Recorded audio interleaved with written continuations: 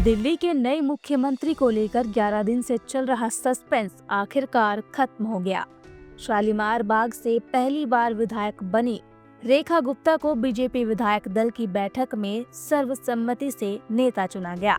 उनके नाम का प्रस्ताव बीजेपी के कई नेताओं ने रखा और सभी ने इसे मंजूर किया। अब रेखा गुप्ता के हाथों में दिल्ली की सत्ता की भागदौड़ होगी।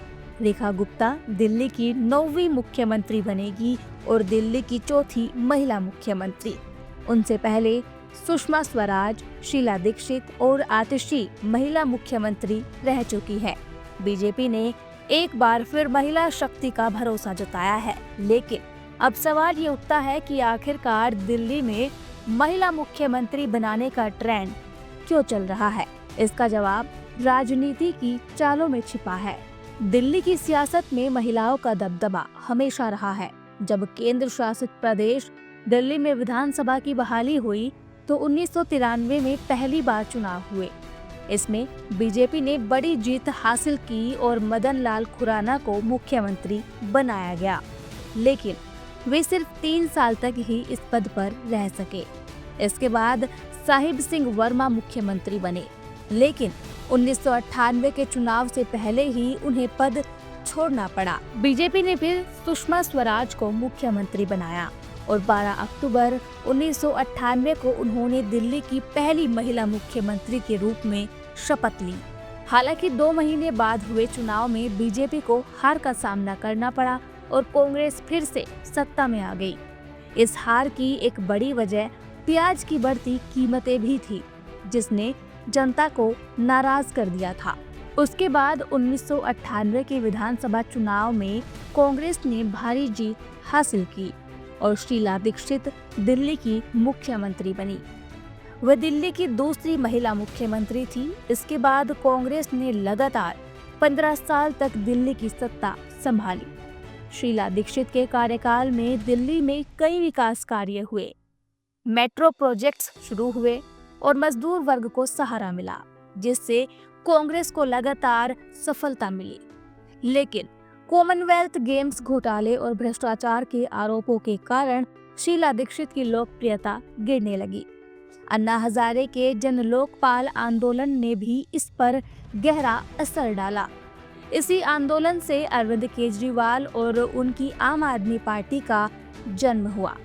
2013 के चुनाव में आपने कांग्रेस को सत्ता से बाहर कर दिया और इसके बाद कांग्रेस दिल्ली में दोबारा वापसी नहीं कर पाई।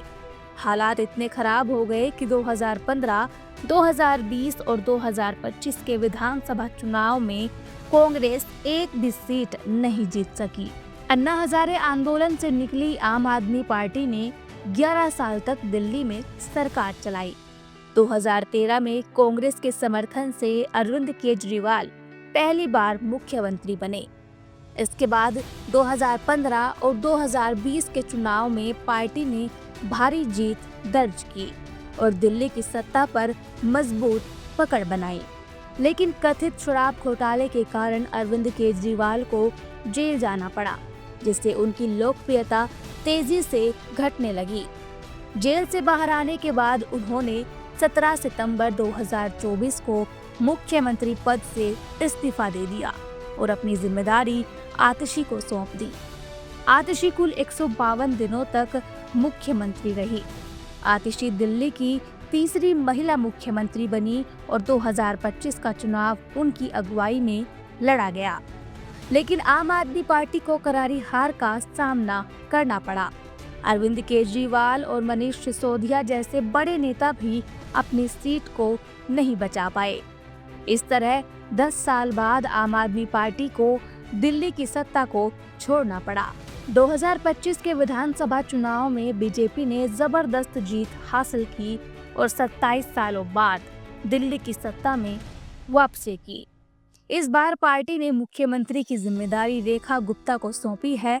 रेखा गुप्ता शालीमार बाग से पहली बार विधायक बनी है, लेकिन इससे पहले वो 3 बार पार्षद भी रह चुकी है।